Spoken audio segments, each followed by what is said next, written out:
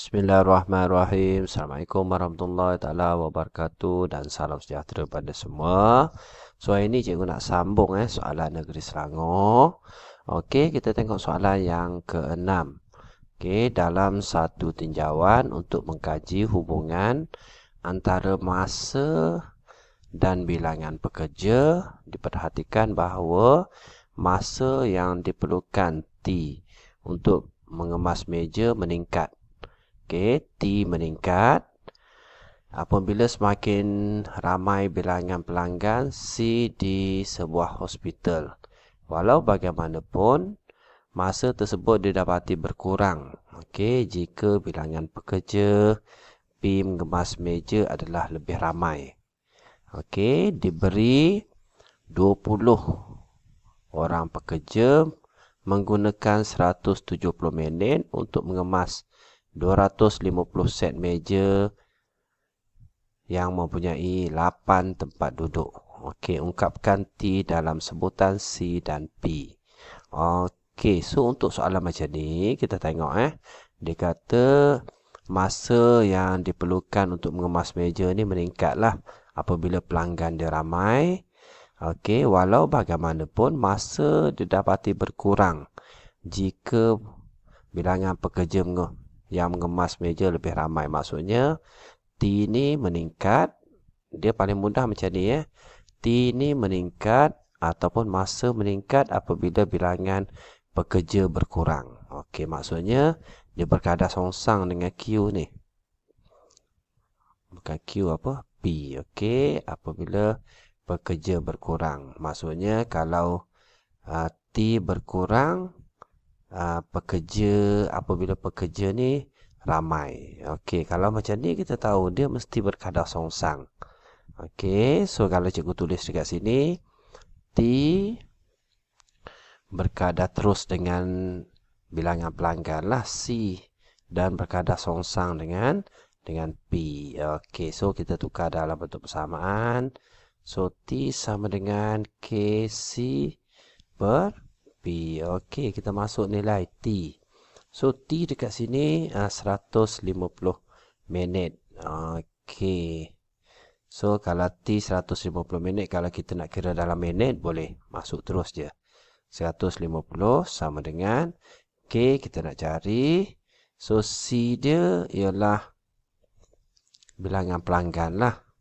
Okey, so dekat sini kita tengok mengemas 250 set meja. Okey, yang mempunyai 8 tempat duduk.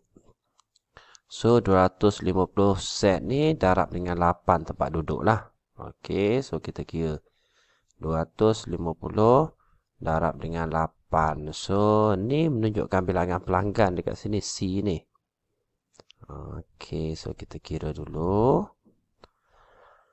250 set meja darab dengan 8 tempat duduk So kita dapat 2000. Okey, so 2000 pelanggan lah. Okey, so cikgu masuk kat sini 2000 pelanggan. Okey, bahagi dengan T. P ni ialah bilangan pekerja. So 20. Okey, so kita cari K, just tekan kalkulator terus je. So kita tekan kalkulator. 150. Okey, sama dengan tu cikgu buat alpha soft lah. Okey, K tu cikgu tukar dia kepada X Okey, alpha X darab dengan 2000. Okey, per dengan 20. Okey, kenapa error ni? Semula 150 alpha soft, cikgu buat bracket lah ataupun cikgu masukkan teruslah X darab dengan 2000, maksudnya 2000X lah. 2000 alpha X.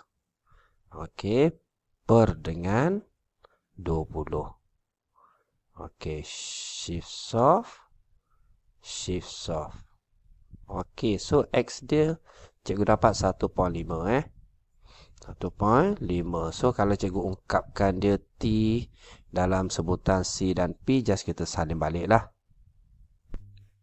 T sama dengan 1.5 C per dengan P. Okey, untuk soalan macam ni dia 3 markah. Dia boleh jadi 3 markah ataupun 2 markah lah. Kalau 3 markah dia bagi masuk nilai dalam persamaan ni 1 markah. Dapat K 1 markah. Ungkapkan ni 1 markah. So 3 markah. Okey, seterusnya hitung bilangan pekerja. Okey, so bilangan pekerja yang diperlukan untuk mengemas 105 set meja dalam masa 1 jam 30 minit. Okey, tadi kita kira dalam minit ya ni. So yang ni 1 jam 30 minit kena kira dalam minit jugalah. Okey, kita kira dulu kalau set meja ni maksudnya 105 kita darab dengan 8. Okey, so cikgu kira 105 darab dengan 8. Okey, so cikgu dapat 840. So kalau 840 pelanggan, so berapa bilangan pekerja yang diperlukan? Okey, untuk mengemas kalau dia bagi masa 1 jam 30 minit. So cikgu tulis balik persamaan yang ada. T sama dengan 1.5 Okey, C per dengan P. Kita nak cari P ni. T dah ada. So, T dekat sini 1 jam 30 minit. Maksudnya 60 tambah 30. So, 90 lah. Okey, 90 sama dengan 1.5. C ni ialah bilangan pelanggan 840. Okey, per dengan P. Okey, so berapa bilangan pekerja? So, kita tekan kalkulator juga dekat sini. Okey, so 90. Okey, alpha soft. Okey, cikgu darab terus lah. 1.5 darab dengan 840. Okey, tutup bracket. Per dengan okey, alpha x. Okey, kat sini P ni ganti x lah. Shift soft. Shift soft. Okey, kenapa tak dapat ni? Okey, sepatutnya dapat Mungkin cikgu salah tekan tadi. Tak pun P buat naik atas lah. Okey, 1.5 darab dengan 840. Okey, cikgu bahagi dengan 90. Okey, so cikgu akan dapat bilangan pekerja dia 14 orang. Okey, so settle. Persamaan ni dah ada 1 markah. Jawapan dekat sini dah ada satu markah. Okey. Settle soalan yang ke-6. Kita pergi kepada soalan yang ke-7. Okey, so soalan yang ke-7 ni soalan insurans hayat bila kita jumpa perokok dan bukan perokok lah. Okey, kalau insurans hayat ni pelajar kena ingat formula lah. Ingat formula. Okey, ni cara nak jawab dia lah. Okey, cikgu first kali jumpa saja insurans hayat ni, cikgu akan minta pelajar tulis formula So, premium sama dengan nilai muka polisi. Okey, bahagi dengan RMX darab dengan kadar premium. Kadar per RMX. Okey, so pelajar take note dekat sini. Kalau premium ni dalam tahunan tahun. Okey, so bila dah tahu formula macam ni, pelajar boleh jawab soalan ni Okey, kita tengok soalan. Jadual 3 menunjukkan kadar premium tahunan bagi setiap 1000 nilai muka insurans. 1000 ni ialah RMX ni. Ni RMX ni ialah 1000 ni. Okey. Muka insurans sementara boleh baru tahunan yang ditawarkan oleh syarikat insurans Karisma. Okey, kita tengok soalan. Puan Imelda berumur 38 tahun, seorang yang sihat dan tidak merokok. Okey, Puan Imelda ni 38 tahun, yang dekat sini 38 tahun. Okey, seorang sihat dan tidak merokok. Maksudnya bukan perokok lah. Dia seorang perempuan dan bukan perokok. So, kadar dia kita tahu. RM1.63. Kadar ni ialah nilai dekat sini. Okey, so dua maklumat kita dah ada. Beliau ingin membeli polisi insurans hayat bernilai RM180,000. So 180,000 ni nilai muka polisi ni yang atas ni lah. Cikgu lah. Okey, buat arrow macam tu Okey, daripada syarikat insurans Karisma. Beliau juga ingin menambah polisi penyakit kritikal. Okey, so kalau dia nak tambah polisi penyakit kritikal, ni pengiraan lain lah. Okey, so sekarang ni cikgu nak kira yang atas dulu sebelum cikgu sambung ayat dekat bawah ni. Okey, so kita kira dulu premium dia. Okey, sama dengan nilai muka polisi dia 180,000. Bahagi dengan 1000. Darab dengan RMX ni 1.63. So, kita kira potong 3, potong 3. So, 180.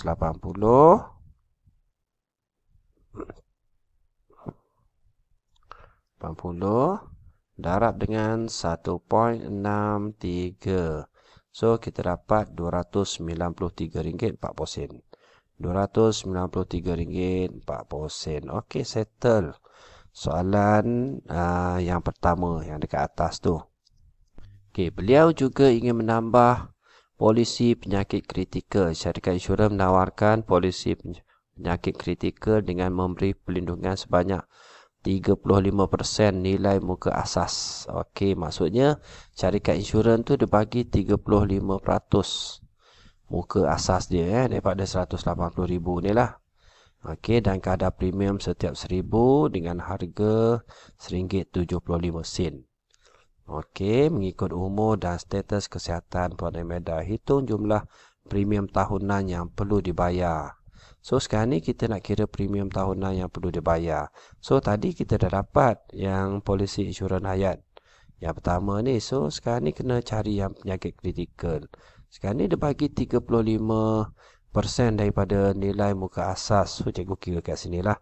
35% darab dengan 180,000. Okey. So, kita dapat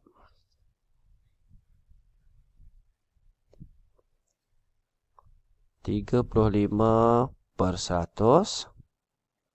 Okey, darab dengan 180,000. Okey, so kita dapat 63,000 So, sekarang ni cikgu cari premium. Okey, 63,000. Bahagi dengan 1000. Darab dengan kadar dia lah RM1.75. So, kita tengok kat sini. Potong 3, potong 3. Senang kita kira 63 darab dengan 1.75. Okey, so RM110.25. RM110.25. Okey, so sekarang ni dia nak hitung jumlah premium tahunan. Kita just tambah je lah dua-dua ni. So, cikgu padam dulu yang atas.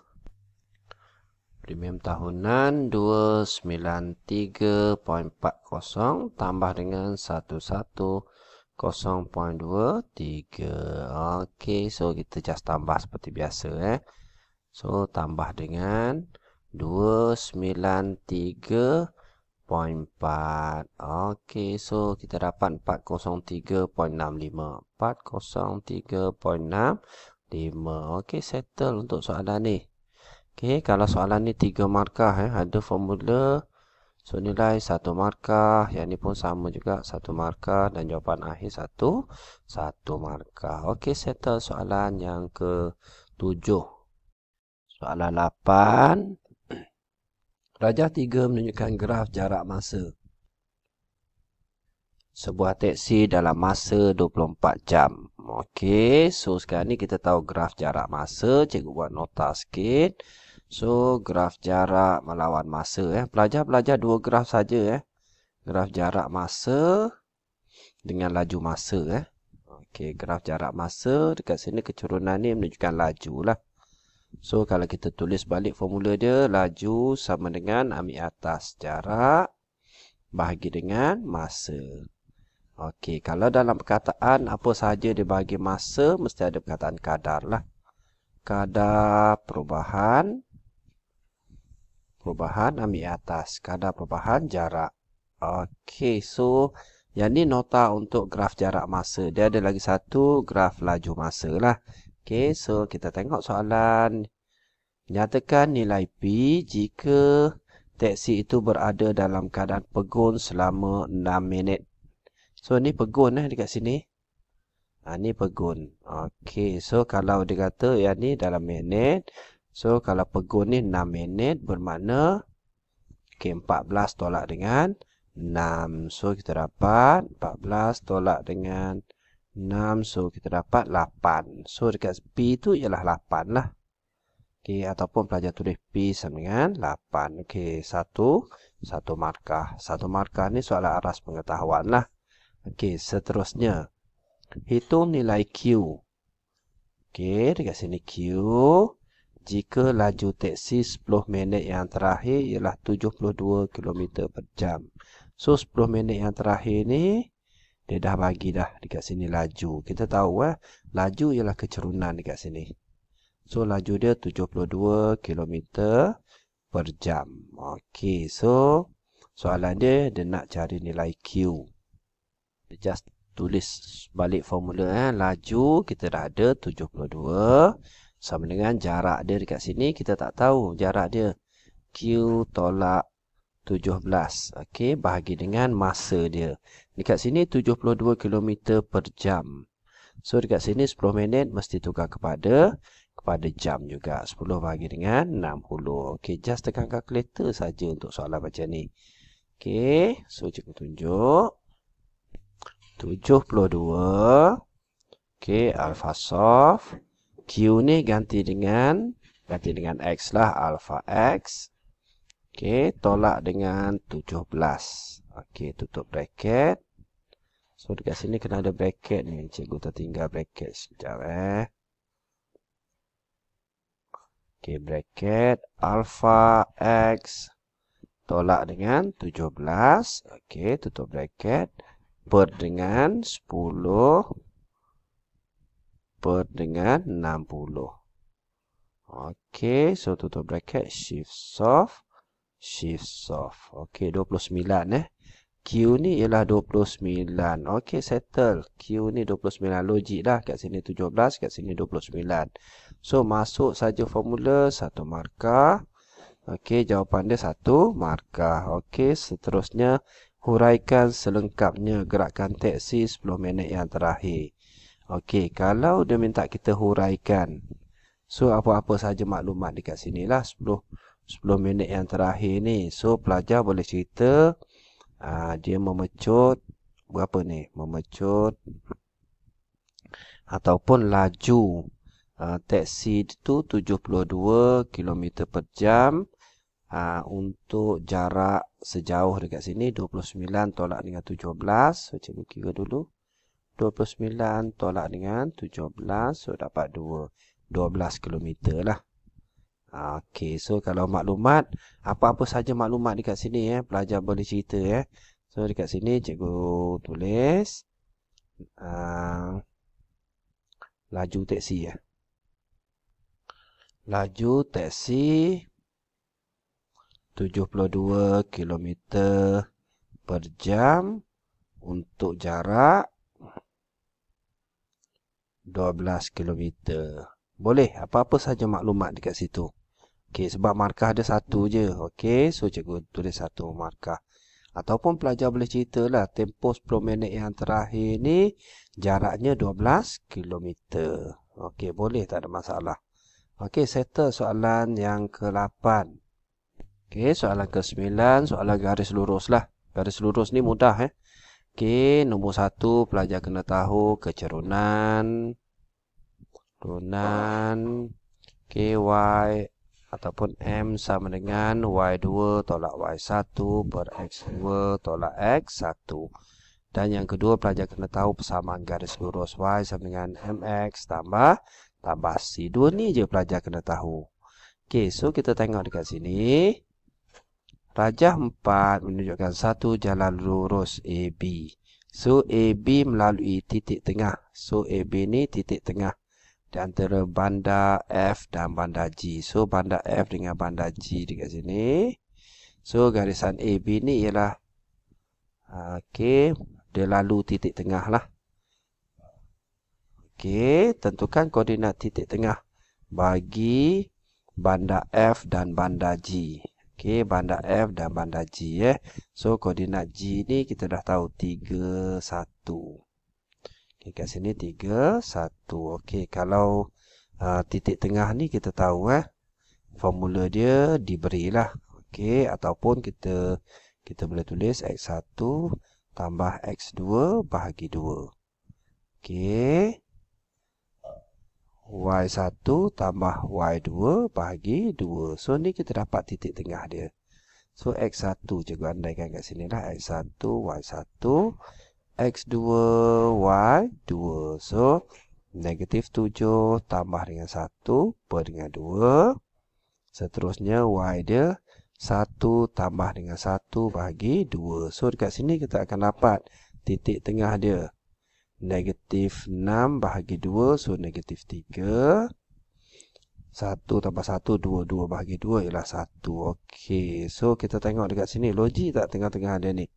Okey, logik Maksudnya dekat sini negatif 3 lah. Okey, so settle. Biasanya kalau soalan macam ni masuk formula ni 1 markah, jawapan akhir dia 1 markah. Okey, settle soalan A.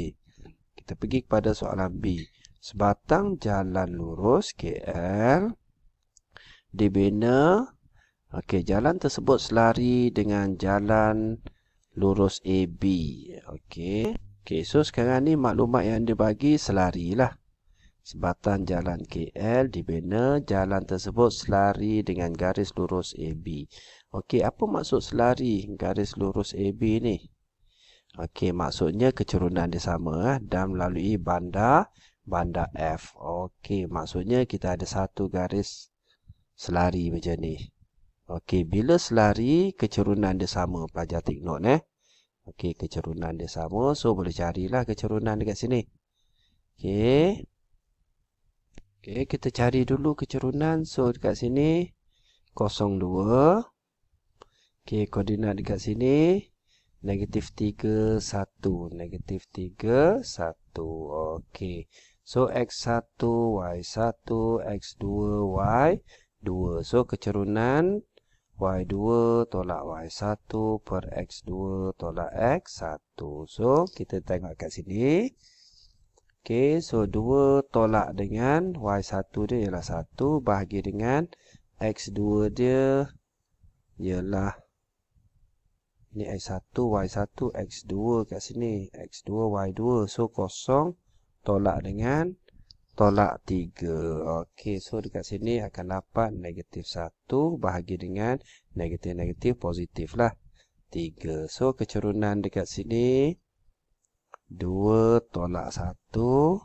So, negatif 1. 0 tolak dengan negatif 3. Tolak-tolak. Okey, sepatutnya kecurunan macam ni, kecurunan dia positif Cikgu cuba lagi sekali. M sama dengan, so cikgu terbalikkan dia. X2, Y2, X1, Y1. So, 1 tolak dengan 2 bahagi dengan negatif 3 tolak dengan 0. Okey, so dekat sini 2 tolak 1 ialah 1 lah. Patut pun. Okey. So, 1 per 3 Okey, so bila kita dah dapat kecurunan. So, kecurunan. So, Y sama dengan MX tambah C. Sebab soalan ni dia nak persamaan garis lurus ni. KL. So, kita dah ada kecurunan dia 1 per 3X tambah C. Cari C pula. Okey, jadi kalau dia lalu titik F, kita masukkan nilai lah.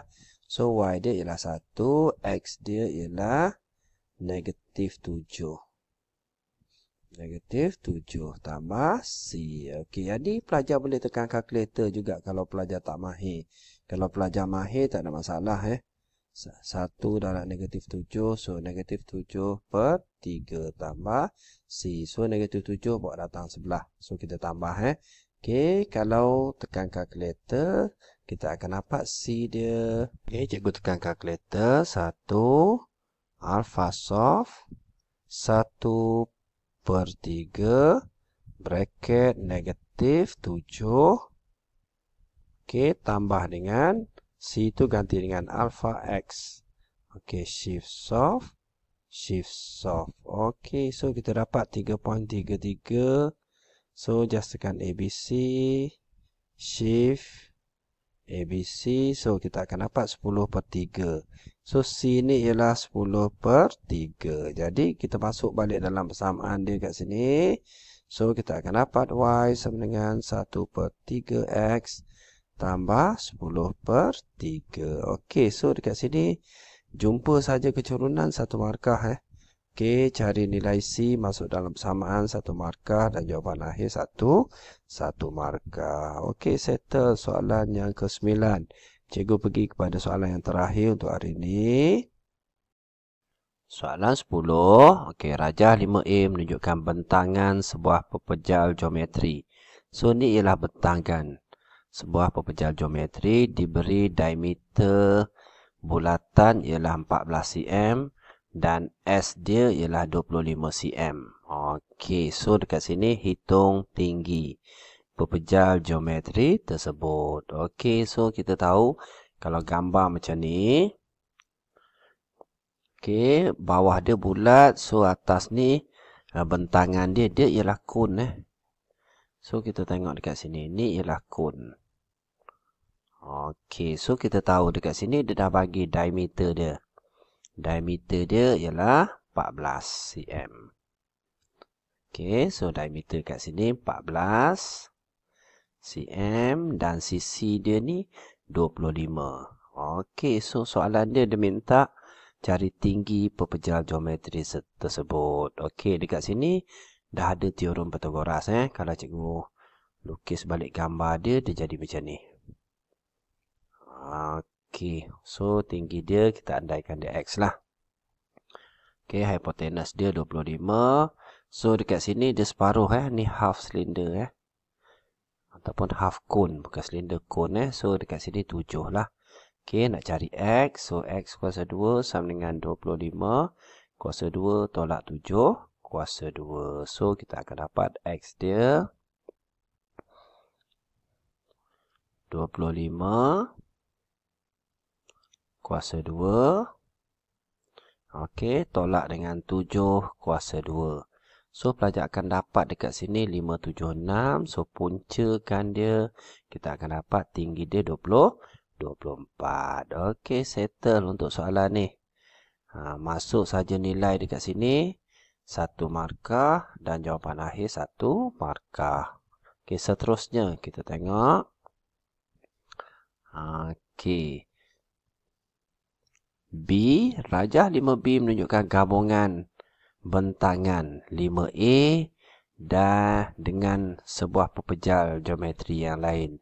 So, yang ni geometri ni kita tahu ni mesti bentuk silinder lah.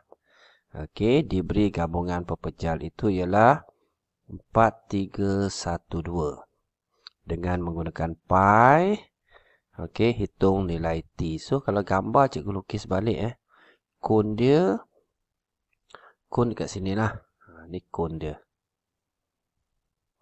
Okey, dan panjang ni silinder lah. Dia gambar dia macam ni Okey, kalau cikgu buat putus-putus nampak sikit Okey, so dekat sini kita nak cari tinggi dia. So dekat kalau cikgu tulis balik kon tambah dengan silinder. Okey, kita akan dapat gabungan pepejal geometri itu 4312. Okey, so kita tahu kalau kon isi padu dia 1/3 pi j kuasa 2 T. Okey, campur dengan silinder. Silinder pi j kuasa 2 T.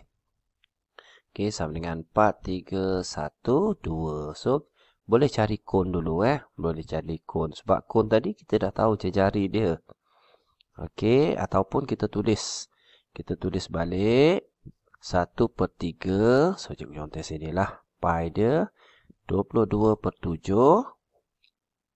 Okey, darab jari dia tadi. Kita dah ada 7 kuasa 2. Okey, tinggi dia kita dah dapat 24. Okey, yang ni ialah untuk kun. Campur dengan, okey, 22/7. Jejari dia sama dekat sini. Okey, darab dengan jejari dia 7/2 darab dengan T. So, nilai tambah dia sama dengan 4312. So, cikgu cari kun dulu. Kun dulu. 1/3 darab dengan 22/7 darab dengan 7/2. 7/2 macam mana ni? 22/7 darab 7/2 darab dengan 24. Okey, so kita akan dapat kun tu 1232. 1232 232 tambah dengan, kat sini kita boleh selesaikanlah, 22/7.